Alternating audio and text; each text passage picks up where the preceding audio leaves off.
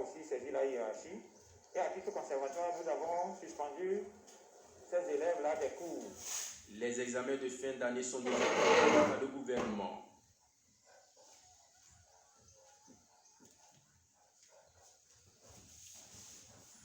Alors, monsieur Abou, est-ce que vous avez regardé les vidéos qui circulent sur les réseaux sociaux? Vous aussi, vous les avez regardées?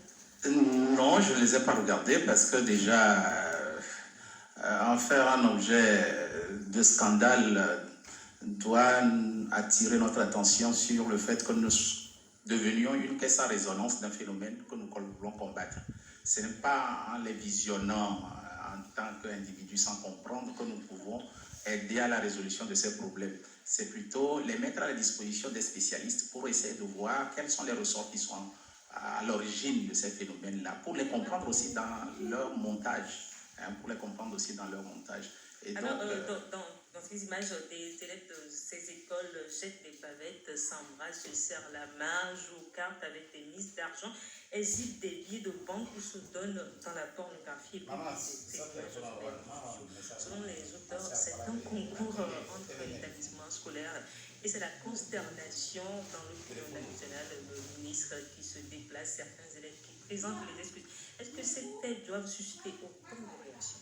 Alors, je vais préciser une chose. Mon propos ici, ce n'est pas d'expliquer ce qui s'est passé. C'est de chercher à fournir à nos téléspectateurs les mécanismes par lesquels des événements comme ça peuvent arriver facilement. Aujourd'hui, ça a pris de l'ampleur. Pourquoi? Pour la simple raison que la société actuellement observe une forme de silence et on est plus ou moins tourné vers des exigences de conformité sous forme de on ne fait plus ceci, on ne fait plus cela, des interdits sont édictés. Alors, quand arrive un phénomène comme ça dans un milieu serein, voilà, ça prend plus d'ampleur que ça ne l'est. Alors que ces phénomènes, on sait, il ne faut pas se le cacher, on sait que ça déjà court depuis que le web est arrivé, le web 2 est arrivé, qu'on peut échanger non seulement des messages écrits, mais on peut transférer des audios, des vidéos, etc. Tous ces phénomènes sont déjà visibles et aujourd'hui, ça prend de l'ampleur parce qu'on est dans un moment d'interdit où il y a certaines choses qu'on observe et parallèlement, quand on voit que des phénomènes comme ça qui sont contraires aux mœurs de la société arrivent, ça prend de l'ampleur. Ou parce que c'est filmé, que ça fait cette ampleur? Non, c'est parce que, disons qu'il y a un processus de diffusion facile. C'est-à-dire que les outils que nous avons entre les mains nous permettent facilement de donner du volume à un fait mineur qui se passerait ailleurs, qui n'aurait jamais impacté la société.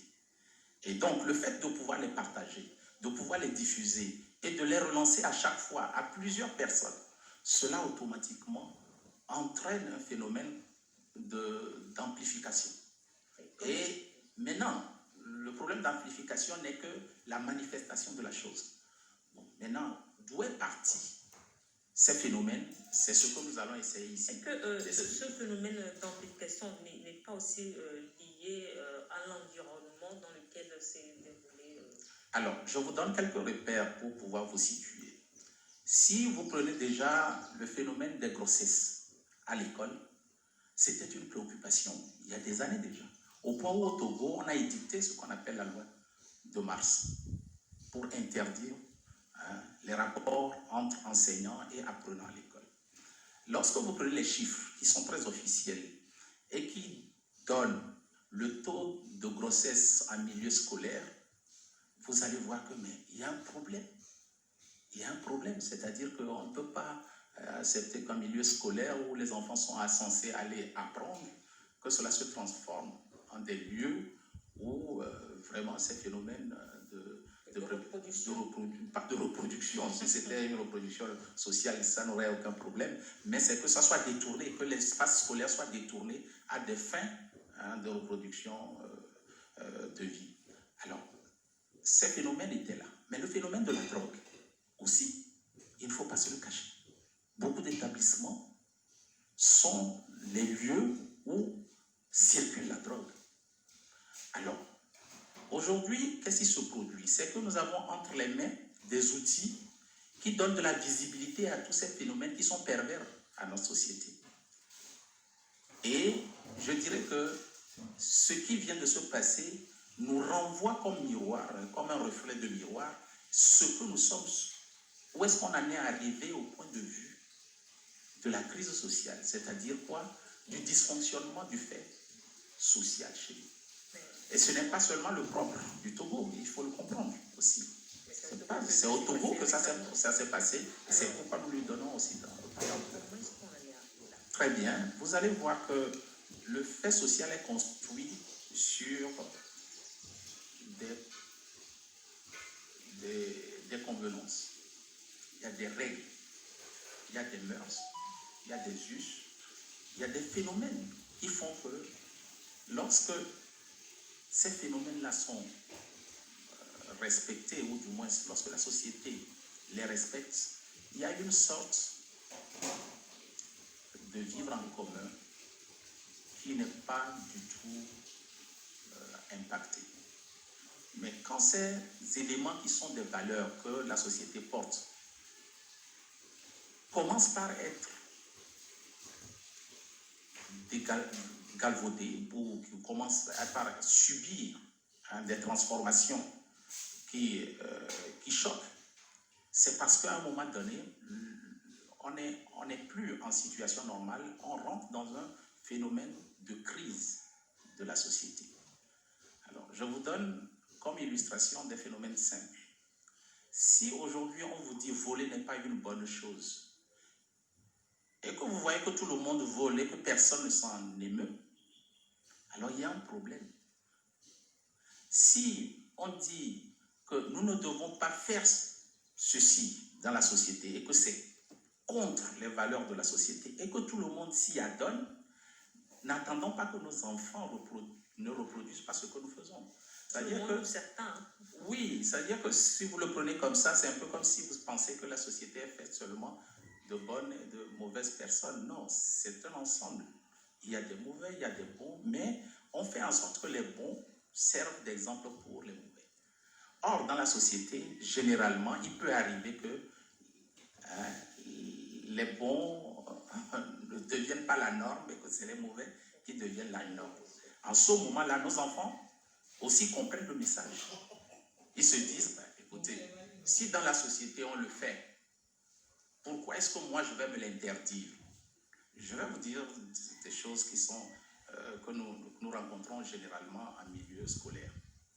Vous voyez, la règle, c'est que le milieu scolaire est le lieu où on véhicule les valeurs positives. Le travail, la discipline, la réussite. Alors aujourd'hui, quand vous prenez un enfant et que vous lui dites que je vais encourager chez toi le travail, la discipline et la réussite, je vais te pousser à l'excellence, l'enfant vous comprend parce que vous êtes à l'école. Mais dès qu'il quitte l'école et qu'il rentre dans la société, il a le schéma inverse. Ce n'est plus le travail puisqu'il voit des gens qui ont réussi, qui n'ont pas été des exemples de travail ou de mérite ou de discipline, etc. etc. L'enfant intègre tout cela. Et il se pose des questions. Il remet l'école, il remet en question ce qu'on lui professe comme valeur à l'école. Et tout de suite, de fil en aiguille, on déconsidère les valeurs qui sont professées à l'école et on s'attache aux valeurs que la société propose comme étant de nouvelles normes. Et quand ça arrive à ce niveau-là, c'est parce qu'il y a une crise sociale qui a fait que ce qui était considéré comme vice devient la norme. La norme. Voilà, exactement. Exactement. Et à ce moment-là, il y a un problème. L'école a des difficultés à suivre la société. C'est ce qui se passe actuellement. De nos jours, tout le monde s'occupe de ses affaires et le contrôle social est de moins en moins opérationnel. Est-ce que le déclin de la traditionnelle éducation collective aussi peut expliquer ces faits de dépravation? Oui, il faut comprendre une chose. Nos sociétés sont en pleine mutation. Nos sociétés telles que nous les connaissons aujourd'hui, ce n'étaient pas les sociétés d'avant. pouvez vivre dans un quartier sans connaître les voisins. Alors qu'il y a seulement quelques dizaines d'années, vous ne pouvez pas vivre dans un milieu sans ne pas avoir des liens avec les gens qui vous entourent. Et à l'école, comment ça se reproduit? C'est que très souvent, on a plus de chances de rencontrer son enseignant dans l'environnement où on va à l'école. Ça veut dire quoi? Ça veut dire que l'enseignant que vous craignez à l'école, vous avez plus de chances de le rencontrer dans la rue. Alors qu'aujourd'hui, vous pouvez aller à l'école, ne voir votre enseignant que seulement au moment où vous avez à travailler avec lui. Donc, le reste du temps, vous n'avez plus d'attache avec lui et donc vous n'avez plus peur de lui. Est-ce que vous voyez? Donc, nous ne comprenons pas très bien le phénomène, c'est parce que nous pensons que nos sociétés ont continué par être ce qu'elles ont été, alors qu'elles se sont complètement mutées. Elles ont changé énormément. Le cosmopolitisme a fait que nous vivons dans des milieux où on est plus différents les uns des autres. Et le regard de l'autre sur ma vie n'a plus d'importance. N'a plus d'importance. C'est-à-dire que vous ne vous occupez que de vos problèmes. Or, quand on est dans cette phase-là, il faut que l'État puisse assurer ce qu'on appelle le veille sous forme de contrôle. Et vous voyez, l'institution scolaire est construite sur le modèle social. Vous avez une hiérarchisation des rôles, et puis vous avez des règles qui sont édictées. Ce sont des règles qui sont écrites et des règles qui sont non écrites. Monsieur Abou, est-ce que le débat sur la correction de l'enfant doit être renoncé dans ces conditions? Oui, si vous le prenez comme ça, mais moi je pense que d'abord, il faut comprendre l'enfant. Il faut chercher à le comprendre. Moi, quand je regarde un peu la tranche d'âge qui est affectée par le phénomène, je me dis que quand vous avez été dans une école de formation, on vous aurait expliqué qu'à cet âge-là, il faut faire attention. Parce que l'enfant est en pleine crise. Il vient de finir la puberté, ou il est en crise pubertaire. Donc, il se met en place les organes de reproduction. De façon anatomique, il se met en place les organes de reproduction. Et donc, psychologiquement, il est déstabilisé. Il va essayer d'avoir des comportements de déviance par rapport à la société. Donc, quand vous allez dans toute école de formation, on vous le dira. Mais le problème qu'il y a ici, c'est quoi? C'est que nous n'avons plus la possibilité de former comme il faut nos enseignants et leur donner les moyens de comprendre les enfants qui sont devant eux. À partir de ce moment... Vous n'avez plus la possibilité, vous ne vous donnez plus... Non, puisque, supposons, je suis recruté, je suis envoyé dans un village sans avoir été formé à une école d'enseignants, je ne peux pas comprendre le phénomène. Que des enfants se comportent comme ça nous choque. Alors que c'est dans l'ordre normal qu'un enfant de cet âge-là puisse avoir ce comportement.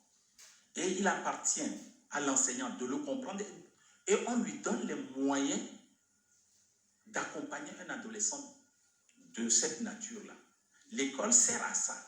C'est-à-dire à trouver des solutions à des enfants qui, à un moment donné, vont trouver dans l'affichage, dans la remise en cause de l'ordre social, un élément exutoire pour exprimer leur développement. Et donc, à un moment donné, ce ne sont pas des brebis galeuses. Nous tous, nous traversons cette période-là. Nous allons marquer une pause et revenir après la seconde partie de cette émission. Découvrez le monde sportif sur le décodeur New World TV.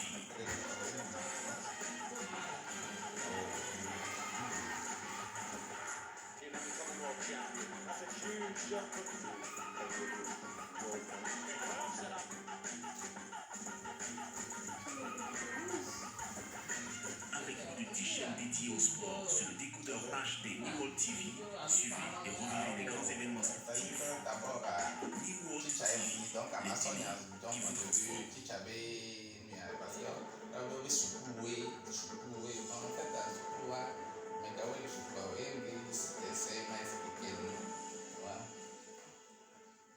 Merci pour votre fidélité. Voici les titres à la une de l'actualité. François Bozizé convoite à nouveau le fauteuil présidentiel. Le chef d'État